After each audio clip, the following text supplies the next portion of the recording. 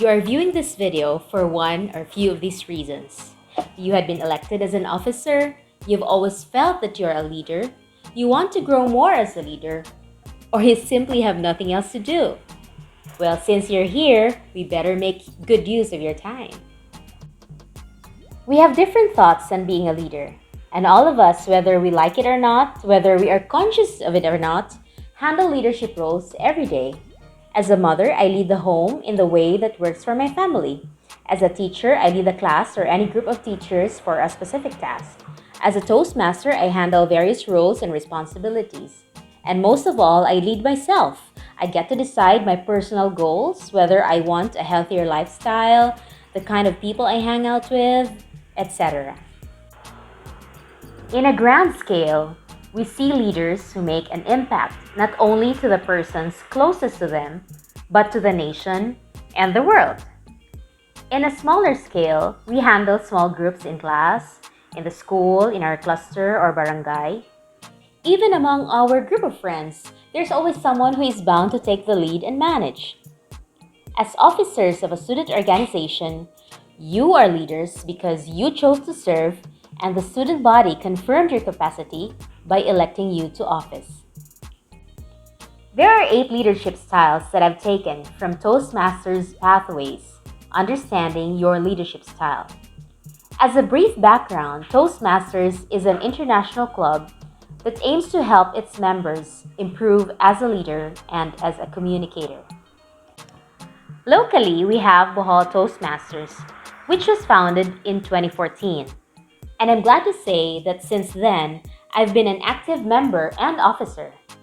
But just because I've been a member for like 6 years and have been a leader in some other groups, that doesn't mean I should call myself a perfect leader. All of us grow as leaders depending on the opportunities we are given. Are you ready to know what your leadership style is? This questionnaire is taken from Toastmasters Pathways, specifically understanding your leadership style. In a bird's eye view, the 8 leadership styles are 1. Bureaucratic, 2. Authoritative, 3. Innovative, 4. Pacesetting, 5. Democratic, 6. Affiliative, 7. Coaching, and 8. Altruistic. Get your pen and paper ready to note the qualities that apply to you.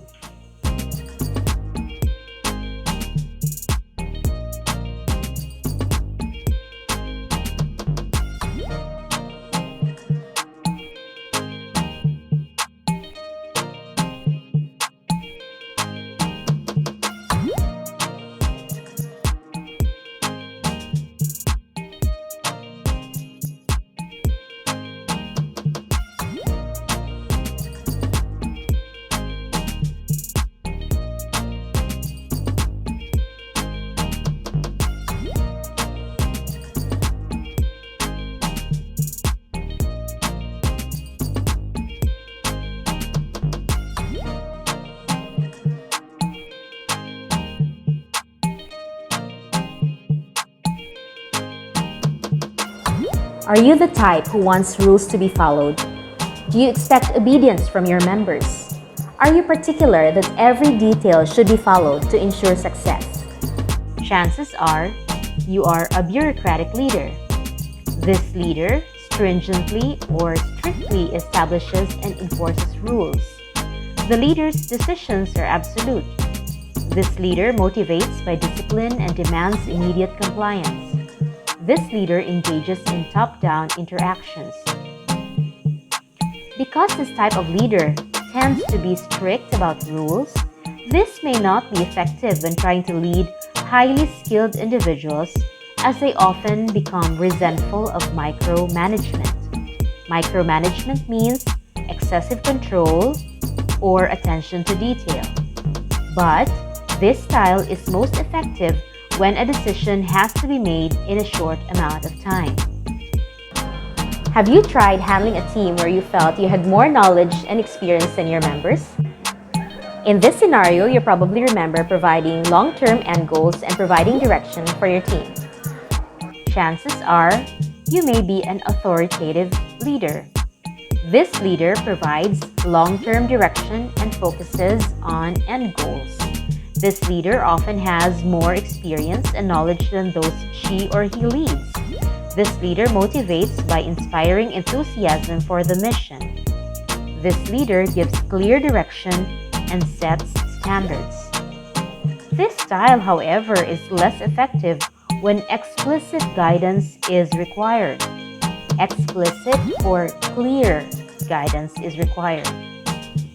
But this style is most effective when a change of direction or vision is required. Do you encourage creativity among your members? Do you remember working with a team and collaborated towards a more creative output? You might be an innovative leader. You share a vision of the future and you pursue excellence. You're the type of leader who encourages innovative ideas. This leader motivates by promoting respect for team members' creativity. This leader invites collaborative conversation. However, this can be less effective when risks taken make team members apprehensive. But this style is most effective when solving complex problems. Do you remember handling a team where you intended to come up with an important project and expected your team to be productive? You yourself modeled a high level of performance. The fourth type of leadership is pace setting. Are you the type who expect those whom you lead to embrace new projects and move with speed? You're the type of leader who focuses on productivity. You're the one who motivates others by setting standards of high performance or high standards of performance, and then you lead by example. You're the type of leader who does not necessarily feel it's important to communicate a lot of detailed instructions. In other words, you expect that your team understands what you want. You expect that the team knows where they are going. In this way, this style can be ineffective if used over a long period of time, because you cannot expect your team to know everything that you are thinking of. But this style is effective when team members are self-motivated and highly skilled. Was there a time when you arrived at an important decision by consulting and hearing out each member of the team? This is what we call democratic leadership style. This style relies on consensus decision-making or group decision-making. If you're this type of leader, you're comfortable allowing others to occasionally take the lead. You're the type of leader who motivates by providing opportunity for participation. This leader uses collaboration and communication to receive input from team members. This style is ineffective when time is limited or if team members do not have the knowledge or expertise to make quality contributions. But this approach is most effective when the knowledge of the entire team is needed to solve a problem or find direction. We're all in this together. Are you particular about maintaining teamwork and harmony? Are you more focused on positive personal relationships than conflict management? We call this affiliative or affiliative. This leader's objective is to create a cohesive unit by emphasizing teamwork and harmony. Like all for one for all. This leader is collaborative and focuses on emotional needs. This affiliative style is often used effectively alongside visionary leadership. This type of leader motivates by creating positive personal relationships and avoids conflict. However, this style is less effective when the leader has difficulty giving negative feedback and performance is not emphasized. This style, however, is effective in increasing morale, repairing broken trust, and working through stressful circumstances. The seventh type of leadership is coaching. Are you the type of leader who coaches or directs members, expecting those who have potential to be at their best? This type of leader concentrates on preparing individuals for the future by building skills. This leader excels with individuals or groups that have not yet realized their full potential. This leader motivates by challenging the individual.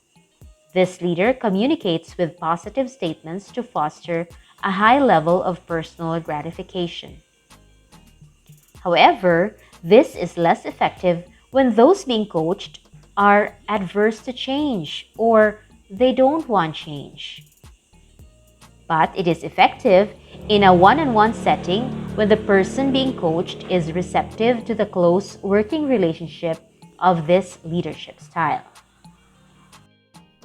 And finally, the last leadership style is what we call altruistic or unselfish. This type of leader personalizes approaches to meet the individualized needs of the team. This leader leads in order to better serve others. This leader motivates by his or her empowering ethical approach. This leader focuses on active listening, empathy, and commitment to building community. This style can be ineffective if not given sufficient time to apply a long-term perspective. This style is effective, however, in creating a positive culture and promoting high morale. You've just heard the 8 leadership styles. You may have 2 or 3 of these styles, depending on the circumstances, but chances are there will really be a dominant style for you. And once you find out your dominant leadership style, you can decide to work in it, be a better leader for the team and for yourself.